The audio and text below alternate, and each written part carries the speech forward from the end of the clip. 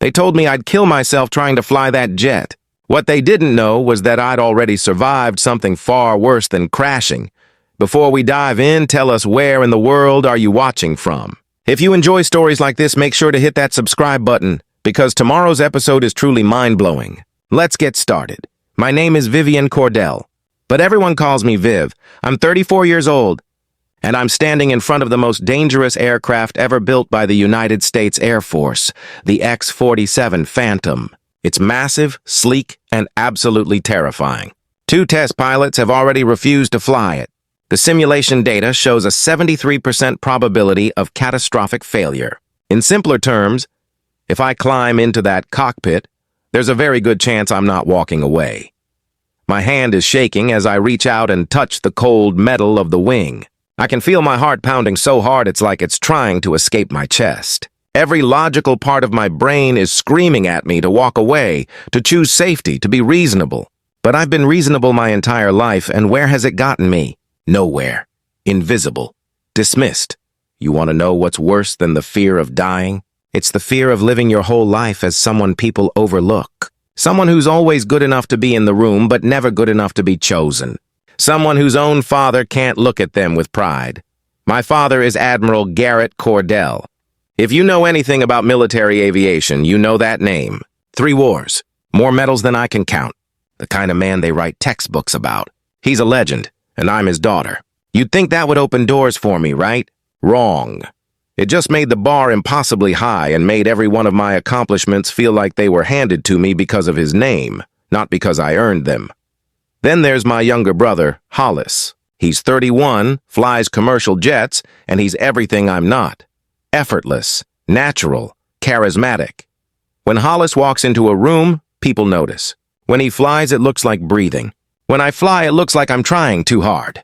And maybe I am. Maybe I've spent my entire life trying too hard to measure up to a standard that was never meant for me. 3 months ago, my father came to Edwards Air Force Base where I'm stationed. I thought maybe, finally, he'd come to see me, to watch me work, to acknowledge that I'm actually good at what I do. But he was there for Hollis, who was attending some commercial aviation conference nearby. We had dinner together, the 3 of us, and I sat there watching my father and brother talk about flying, about technique, about the future of aviation. I might as well have been a piece of furniture. At the end of the dinner, my father raised his glass and said, "To Hollis, who's making the Cordell name mean something in the skies." I remember lifting my glass mechanically, forcing a smile and feeling something inside me break. Not shatter dramatically, but crack quietly, the way ice cracks under too much weight. That night lying in my bunk, I made a decision. I was done being invisible. I was done being the afterthought, the backup plan, the daughter who tried hard but never quite measured up. When the X-47 Phantom arrived at Edwards 2 months ago, everyone knew it was trouble. The aircraft is designed to fly at hypersonic speeds, faster than almost anything humans have ever created. But it's unstable. The controls don't respond the way they should. The test data is terrifying. 2 experienced test pilots took one look at the specifications and walked away. They called it a death trap, a career ender, a mistake waiting to happen. Commander Thorne Beckett is my superior officer, and he's been blocking my advancement for years. He's never said it directly, but I can read between the lines. I'm competent but not exceptional. I'm reliable but not remarkable. I'm the person you call when everyone else is busy, not the person you trust with something important. When he started looking for someone desperate enough or stupid enough to fly the X-47, I knew this was my chance. So here I am, standing in front of this massive, dangerous, beautiful machine. My flight suit feels too tight. My mouth is dry. Somewhere across the base, Commander Beckett is probably taking bets on whether I'll survive the next 2 hours. My father doesn't even know I'm doing this. Hollis would tell me I'm being reckless, that I'm trying to prove something that doesn't need proving. But they're wrong. This needs proving, not to them. To me. Because I've spent 34 years being told in 1,000 subtle ways that I'm not enough. Not talented enough. Not instinctive enough. Not special enough. And I'm done accepting that verdict. I'm done living small to make other people comfortable. I'm done being dismissed. In about 20 minutes, I'm going to climb into the cockpit of the X-47 Phantom. I'm going to fire up engines that generate more thrust than most people can comprehend. I'm going to push this aircraft past the limits that everyone says can't be pushed. And I'm either going to prove every single person who doubted me catastrophically wrong, or I'm going to die trying. The thing is, I've already made peace with both outcomes. Because even if I crash, even if this goes horribly wrong, at least I'll go down as someone who had the courage to try. At least I'll be someone who refused to accept the limits other people put on her. At least I'll matter, even if it's just for a moment. My hands have stopped shaking now. The fear is still there, coiled tight in my stomach. But there's something else too. Determination, clarity, purpose. They dismissed me. They underestimated me. They wrote me off. Now I'm going to fly the unflyable jet, and everything is about to change. Growing up as Admiral Garrett Cordell's daughter meant living inside a legacy I never asked for. My childhood wasn't normal. Other kids had parents who came to soccer games and school plays. My father was deployed, commanding aircraft carriers, making decisions that affected thousands of lives. When he was home, which wasn't often, our house felt like a military installation. Discipline, structure, excellence. There was no room for anything less than perfect. I learned to fly when I was 16, not because my father encouraged it, but because I thought it might finally make him see me. I remember my first solo flight, how my hands trembled on the controls, how the ground fell away beneath me and suddenly I was alone in the sky. It was terrifying and exhilarating, and the first time in my life I felt like I was good at something that mattered. I landed that plane perfectly, taxied back to the hangar with my heart racing, and called my father immediately. He was in the middle of a briefing. His assistant told me he'd call back. He never did. Hollis started flying 2 years after me. He was a natural. Everything I had to work for, he just understood instinctively. Instructors loved him. Other pilots wanted to fly with him. My father would actually rearrange his schedule to watch Hollis fly. I remember standing on the tarmac at 18 years old, watching my father clap Hollis on the shoulder after a training flight, hearing him say, "Son, you've got a gift." I was standing right there. He didn't even glance my way. I joined the Air Force because I wanted to prove I belonged in the same sky as the Cordell legacy. I thought if I worked hard enough, trained long enough, flew well enough, eventually my father would have to acknowledge me. I graduated top 15% of my class at the Air Force Academy. Good, but not extraordinary. I completed pilot training with excellent marks. I logged thousands of flight hours. I volunteered for every assignment, every mission, every opportunity. And somehow, it was never quite enough. Now I'm 34 and stationed at Edwards Air Force Base in California, which is where the Air Force tests experimental aircraft. It's prestigious work, the kind of assignment that should feel like an accomplishment. And it is. But I'm also very aware that I'm here because I'm competent and reliable, not because anyone thinks I'm special. I'm the pilot they call when they need someone to run standard tests, to collect data, to do the unglamorous work that keeps programs running. I'm not the pilot they call when something matters. My personnel file is flawless. I've never had an accident, never failed a qualification test, never missed a deadline. On paper, I'm exactly the kind of officer the Air Force should promote and celebrate. But there's something intangible that I'm missing, something that separates the good pilots from the legendary ones. At least, that's what I've been told in a dozen different ways by a dozen different superior officers. Commander Thorne Beckett has been my commanding officer for 3 years. He's in his late 40s, a former fighter pilot with a distinguished combat record.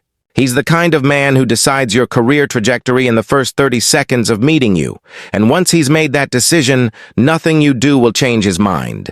He decided I was a solid worker bee, not a top-tier talent. Every advancement opportunity that's come through this base in the last 3 years has gone to someone else. Every high-profile test flight has been assigned to another pilot. When I ask why, Beckett gives me variations of the same answer. You're doing important work where you are, Cordell. Not everyone needs to be a star. The problem is I don't want to be a star. I just want to be seen.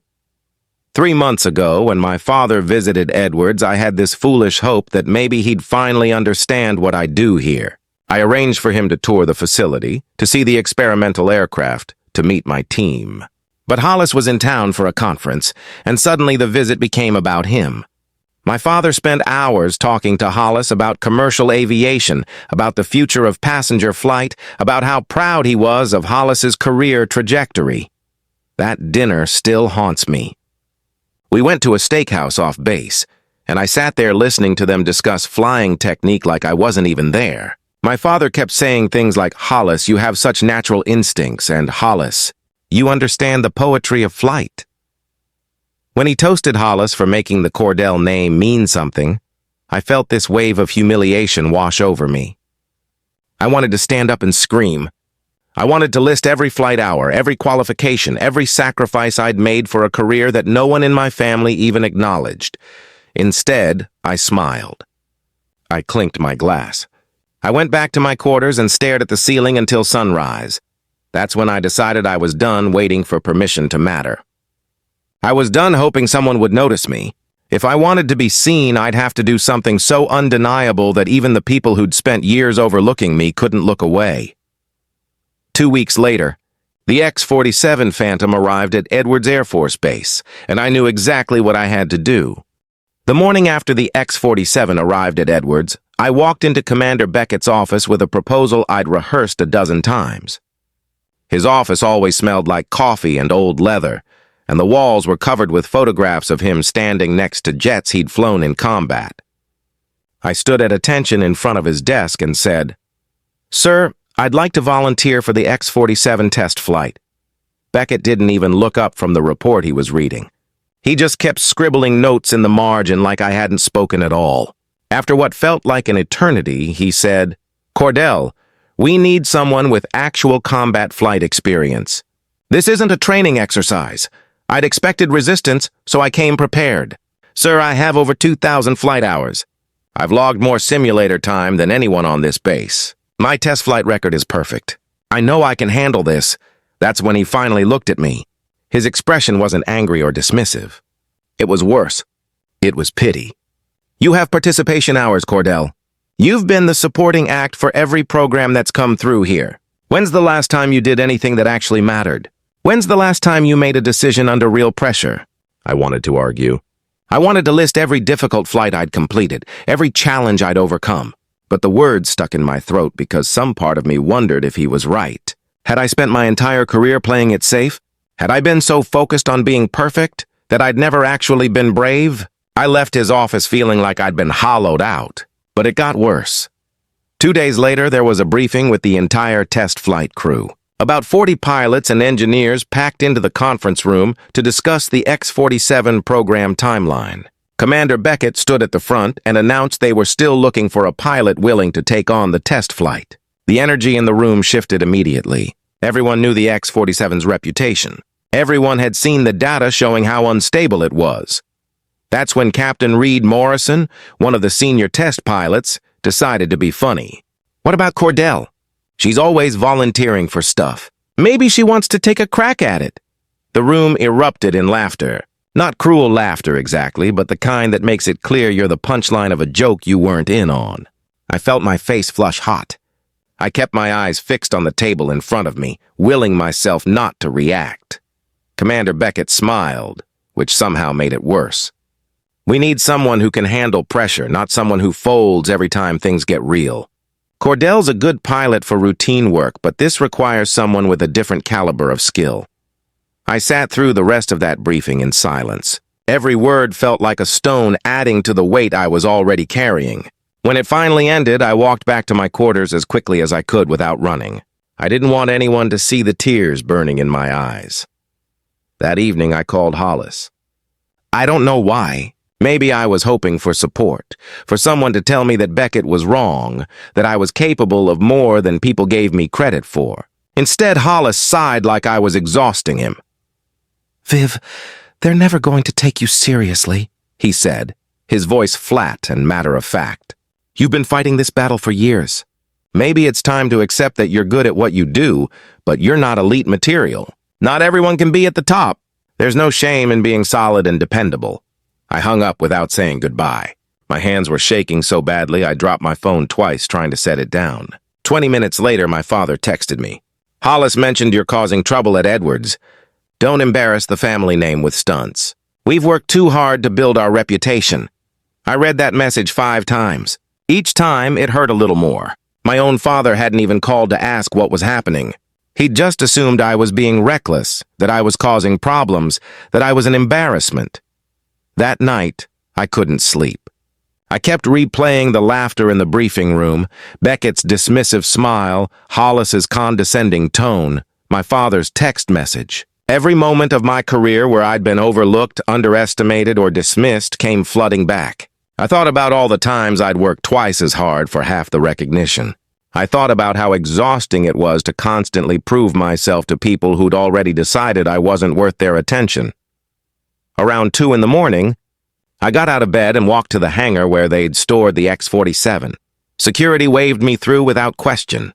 Everyone knew I worked late, that I was the person who stayed after hours to review data and double-check calculations. The hangar was dark except for emergency lighting. The X-47 sat in the center like a sleeping predator, all sharp angles and aggressive design. I stood there staring at it, and that's when I heard footsteps behind me. "You still want to fly her?" It was Dex Whitmore, the lead engineer on the X-47 project. He looked exhausted, like he hadn't slept in days. I nodded, not trusting my voice. Dex walked over to a workstation and pulled out a modified control interface. The other pilots refused because they were following protocol. "But I know what's wrong with this bird." He handed me a tablet displaying flight data I'd never seen before. "The stabilization system is inverted. It's fighting the pilot instead of helping. I've created a workaround, but I need someone who can think differently. Someone who won't panic when everything feels backward." He looked at me directly. And for the first time in months, someone was actually seeing me. "They're going to scrap this project in 48 hours if we don't prove it works. If you can fly this jet successfully, you'll prove everyone wrong. But if you fail, this ends both our careers, and probably your life." I looked at the X-47, then back at Dex. My heart was racing, but my voice was steady when I said, "Show me everything." Dex and I worked through the night in that empty hangar, running simulations that weren't technically authorized. He'd pull up flight scenarios on his tablet, and I'd practice the modified control responses until my brain hurt from the mental gymnastics. Everything about the X-47 was backward, inverted, wrong. When the jet pulled left, I had to push right. When it wanted to climb, I had to think about diving. It violated every instinct I'd built over thousands of flight hours. "The system peaks in instability at Mach 3.2, Dex explained around 4 in the morning, his voice hoarse from talking for hours. "Every pilot who's tested this in simulation panics at that point and tries to slow down. That's exactly the wrong move. The aerodynamics are designed for hypersonic speeds. You have to accelerate through the instability. Push to Mach 3.5 and the whole system stabilizes." I stared at the data on his screen. "So you're telling me that when the plane is shaking itself apart and every alarm is screaming at me to abort, I need to go faster?" "Exactly," Dex met my eyes. "That's why no one else will fly it. It requires you to ignore every survival instinct you have. It requires complete trust in math that feels wrong." We ran the simulation 17 times. I crashed in simulation 9 times. But by the 18th run, something clicked. My hands stopped fighting the controls. My brain stopped trying to correct what felt like mistakes. I stopped flying like a normal pilot and started flying like the X-47 needed to be flown. When I completed that simulation successfully, landing the jet smoothly after pushing past Mach 3.5, Dex actually smiled for the first time all night. "You can do this," he said quietly. I wasn't sure I believed him, but I wanted to, at 600 hours. I was already in the hangar, suited up in my flight gear. I'd gotten maybe an hour of sleep, but adrenaline was keeping me sharp. I was running through my pre-flight mental checklist when I heard boots on the concrete behind me. "Cordell, what the hell do you think you're doing?" Commander Beckett stood there in his uniform, his face already red with anger. He'd clearly just been informed that I was preparing for an unauthorized flight. I pulled out my official volunteer form, signed and witnessed by 2 officers according to protocol. I'd made sure everything was legally airtight. "I'm flying the X-47 today, sir. Unless you want to explain to General Patterson why you're grounding a qualified pilot who's volunteering for a mission no one else will take." Beckett's jaw clenched. I could see him calculating the political fallout. The X-47 program was 48 hours from being scrapped. The Air Force had invested hundreds of millions of dollars. If he stopped me from flying and the program got canceled, his career would take a hit. If he let me fly and I crashed, he could say I volunteered against his better judgment. Fine, he finally spat out. But when you crash that jet, don't expect me to write a glowing report about your judgment. This is reckless, and it's exactly the kind of stunt that proves you don't have what it takes for advanced programs. He walked away, and I let out a breath I didn't know I'd been holding. 30 minutes before takeoff, my phone buzzed. It was a text from my father. I almost didn't read it, but curiosity won. I heard what you're doing. This is exactly the kind of reckless decision-making that's held you back your entire career. If you survive this stunt, we need to have a serious conversation about your judgment. I read it twice. Then I turned off my phone and shoved it into my locker. I was done. Done seeking his approval. Done hoping he'd see me. Done waiting for permission to prove myself. Whatever happened in the next 2 hours, it would be on my terms, not his. Walking out to the X-47 felt surreal. The morning sun was just starting to break over the mountains surrounding Edwards. The air was cold and sharp.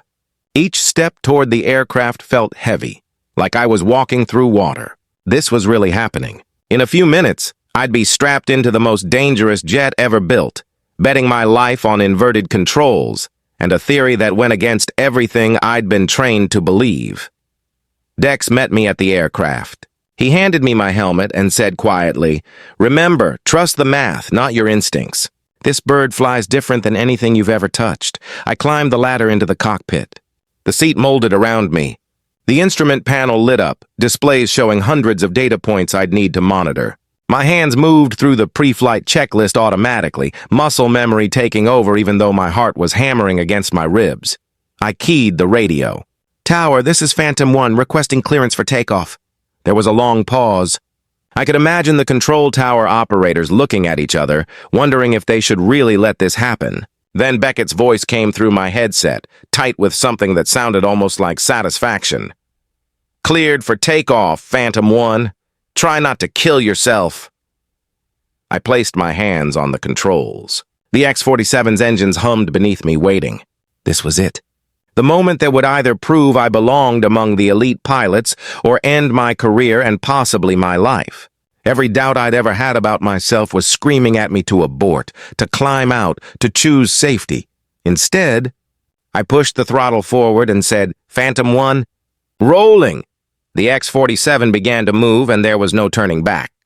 The X-47 launched like a missile, slamming me back into my seat with force that crushed the air from my lungs. Within 3 seconds, I was climbing at an angle that would tear apart a conventional aircraft. The ground disappeared beneath me so fast it felt like the earth was falling away rather than me rising. My vision tunneled from the G-forces, but I kept my focus locked on the instruments. Mach 1. The sonic boom rattled through the frame. Mach 1.5. The controls started feeling strange, not quite responding the way I expected. This was where Dex's modifications would either work or I'd become a statistic. Mach 2. The jet shuddered slightly and I felt that familiar urge to ease back on the throttle, to give the aircraft room to settle. Instead, I pushed forward. Trusting the math. Trusting Dex. Trusting myself. At Mach 2.8, the X-47 started screaming. That's the only way to describe it. The frame vibrated so violently that my vision blurred. Alarms shrieked in my helmet. Red lights flashed across every display. The control tower's voice cut through the chaos, multiple operators talking over each other. "Phantom 1, we're reading structural stress beyond safe parameters. Cordell, your wing temperature is critical. Abort, abort now." Then Beckett's voice, louder than the rest, almost triumphant. "Cordell, abort now! The frame can't handle it. Eject immediately." Mach 3, Mach 3.1. The shaking intensified until I couldn't read the instruments anymore. Couldn't tell which way was up. My teeth rattled in my skull. My hands were vibrating so hard on the controls I thought I might lose my grip. Every fiber of my being wanted to pull back, to slow down, to survive. Mach 3.0. This was the breaking point. The moment where every other pilot had aborted, where the simulations showed catastrophic failure. My finger hovered over the ejection trigger, then I heard Dex's voice in my memory. "Accelerate through it." I shoved the throttle to maximum. Mach 3.3, Mach 3.4. The vibration reached a fever pitch. The X-47 shaking so violently I was sure it would disintegrate around me. My heart hammered. My breath came in sharp gasps. Black spots danced at the edges of my vision. Mach 3.5, and suddenly, impossibly, the shaking stopped. The X-47 smoothed out like a knife cutting through silk. The vibration vanished. The alarms went quiet. The jet responded to my touch with perfect precision, becoming an extension of my thoughts rather than something I was fighting. I was flying faster than almost any human in history, and it felt like floating. Tower, this is Phantom 1. My voice was steady despite my racing pulse. I'm through the instability threshold. Aircraft is stable and responsive. All systems green. Dead silence on the radio.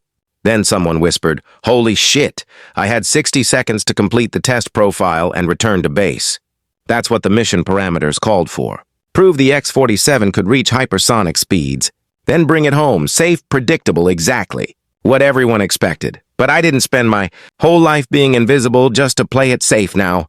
I pulled the stick back and sent the X-47 into a vertical climb, 80,000 feet. The sky turned from blue to black. I could see the curve of the Earth. The control tower erupted. "Cordell, what are you doing?" "Return to base immediately. Phantom 1, you are not cleared for advanced maneuvers." Beckett's voice cut through, furious now. "Cordell, that is a direct order."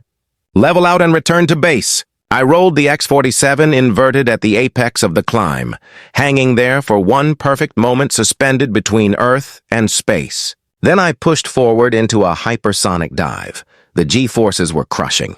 My flight suit's pressure system inflated, squeezing my legs and torso to keep blood in my brain. The altimeter spun backward. 70,000 feet. 60,000. 50,000. The X-47 accelerated past Mach 4 in the dive. The heat shields glowed cherry red. Every warning system I had screamed at me. 40,000 feet. 30,000. 20,000. "Cordell, pull up!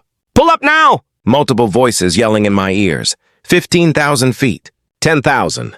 The ground rushed up at me with terrifying speed. I could see individual buildings at Edwards, see people running on the tarmac. This was it. Either I pulled out of this dive or I'd crater into the desert at 4 times the speed of sound. 5,000 feet. I hauled back on the stick with everything I had. The G-forces multiplied. My vision went gray, then black around the edges. I could feel consciousness slipping away. My chest felt like it was being crushed by a giant hand. Blood roared in my ears. The X-47 leveled out at 2,000 feet. I blinked hard, forcing my vision to clear. My hands were shaking on the controls, but the jet was flying straight and level, as responsive as any aircraft I'd ever touched. I just pulled off a maneuver that shouldn't have been possible. Tower. This is Phantom 1, approaching for landing. When I brought the X-47 onto final approach, I could see the crowd gathered on the tarmac. Word had spread across the entire base. Hundreds of people lined the runway. I touched down exactly on the center line, the landing so smooth it barely registered. As the X-47 rolled to a stop and the engines powered down, the canopy opened. I removed my helmet with trembling hands. The silence was deafening. Then someone started clapping. Slowly at first, then building. Within seconds, the entire base erupted in applause.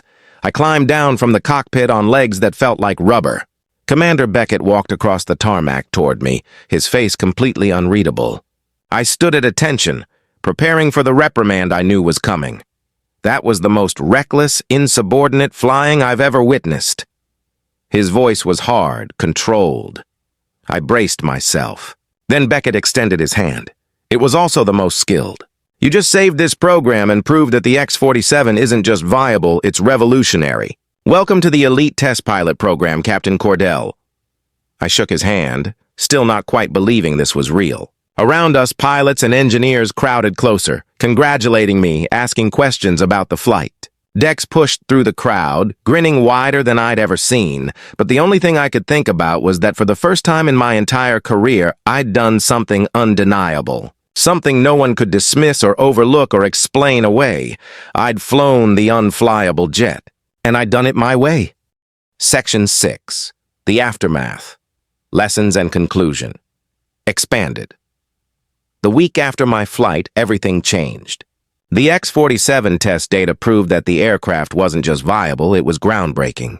With Dex's modifications and the flight profile I'd demonstrated, the Air Force fast-tracked the entire hypersonic program. My debriefing lasted 6 hours, with generals and engineers from Washington flying in to hear every detail. They wanted to know how it felt, what I was thinking, how I knew the dive would work. The truth was, I didn't know. I just trusted myself for the first time in my career. Within 3 days, my promotion came through. Captain Vivian Cordell, lead test pilot for next-generation hypersonic aircraft development. My face appeared in Aviation Week. CNN ran a segment about the X-47 breakthrough. Military blogs dissected my flight maneuvers frame by frame. People I'd never met were calling me fearless, brilliant, a pioneer. It felt surreal, like I was watching someone else's life unfold. But the recognition I cared about most came 8 days after the flight. I was in the hangar reviewing structural data with Dex when one of the airmen told me I had a visitor. I walked outside and saw my father standing next to his car, still in his admiral's uniform. He'd driven 4 hours from San Diego without calling first. We stood there in the California sun, neither of us speaking for what felt like forever. Finally, he said, "I watched the video of your flight. I've watched it 12 times now." I didn't respond. I wasn't going to make this easy for him. "I was wrong, Vivian." His voice cracked slightly on my name. "I spent your entire life comparing you to Hollis, to my own legacy, to some impossible standard I created in my head. I thought you lacked something essential. Instinct, natural talent, whatever you want to call it." He paused, and I saw something I'd never seen before in my father's eyes. Regret. "But you didn't lack anything. I lacked the vision to see who you really were. You built yourself into something extraordinary through sheer determination, and I was too blind to recognize it. I wanted to stay angry. I wanted to make him hurt the way his dismissal had hurt me for decades. But I also knew that holding on to that anger would only poison me, not him. I didn't fly that jet for you," I said quietly. "I flew it for me, because I needed to prove to myself that I was more than everyone said I was." My father nodded slowly. "I know, that's what makes it matter. That's what makes you better than I ever was." He reached into his pocket and pulled out his father's flight wings, the ones his own dad had worn in World War II. "I was going to give these to Hollis, but they should go to someone who actually earned them." He pressed them into my hand, and for the first time since I was a little girl, I saw my father cry. We didn't hug. We didn't have some movie moment of reconciliation, but something shifted between us, a crack in a wall that had been built over 30 years. It wasn't forgiveness, not yet, but it was a start. That evening, Hollis called me. I almost didn't answer, but curiosity got the better of me. "I saw the video," he said without preamble. "What you did up there, Viv, I could never do that. I've been coasting on natural talent my whole life, taking the easy routes, the safe paths. You built yourself into something I'll never be. I'm sorry for being a terrible brother. I'm sorry for not seeing you." His apology was simpler than my father's, but somehow it hit harder. Hollis had always been my benchmark, the standard I could never reach. Hearing him admit that I'd surpassed him should have felt triumphant. Instead, it just felt sad. We'd wasted so many years competing when we could have been supporting each other. 3 months later, I was running the Advanced Flight Training Program at Edwards, teaching the next generation of test pilots. One afternoon, a young female lieutenant approached me nervously. Her name was Cressida Vale, and she had that same hunger in her eyes that I recognized from my own reflection years ago. "Ma'am, I've applied for the hypersonic program 3 times. Every time I get rejected. They say I don't have the right instincts, that I overthink everything, that I'm technically proficient but not naturally gifted." Her voice wavered slightly. "Did you ever feel like maybe they were right? Like maybe you weren't meant for this?" I looked at her and saw myself at 25, desperate for validation, convinced that everyone else could see some fatal flaw I couldn't fix. "Every single day," I told her honestly. "But here's what I learned. Instincts can be built. Skills can be developed. The real question isn't whether you're naturally gifted. It's whether you're willing to work twice as hard to be seen as half as good, and whether you're brave enough to bet on yourself when no one else will." Cressida straightened slightly. "Yes, ma'am. I am." "Then you're already better than they think. Report to my office tomorrow at 600. We're going to get you into that program." A month later, the X-47 was decommissioned and sent to the Smithsonian Air and Space Museum. Before they transported it, I went to the hangar one last time. I stood there with my hand on its hull, remembering the terror and exhilaration of that flight, remembering the moment I chose to trust myself over everyone's doubts. The X-47 wasn't just a jet. It was proof that you don't have to be naturally gifted to be exceptional. You don't have to be someone's first choice to be the right choice. You don't have to live inside the limits other people set for you. Sometimes the most powerful thing you can do is refuse to accept the verdict that everyone else has already reached about who you are and what you're capable of. I spent 34 years being dismissed. By my father. By commanders. By my own brother. By people who should have seen my potential but chose to see my limitations instead. And you know what? Their dismissal didn't define me. My response to it did. I flew the Unflyable jet not because I was fearless, but because I was tired of being afraid of never mattering. And in doing that, I didn't just prove them wrong. I proved to myself that I was always enough, even when no one else could see it. That's the lesson I carry now. That's what I teach every pilot who walks through my program. You don't need permission to be extraordinary. You just need the courage to bet on yourself when the odds are stacked against you. And sometimes that's all it takes to change everything.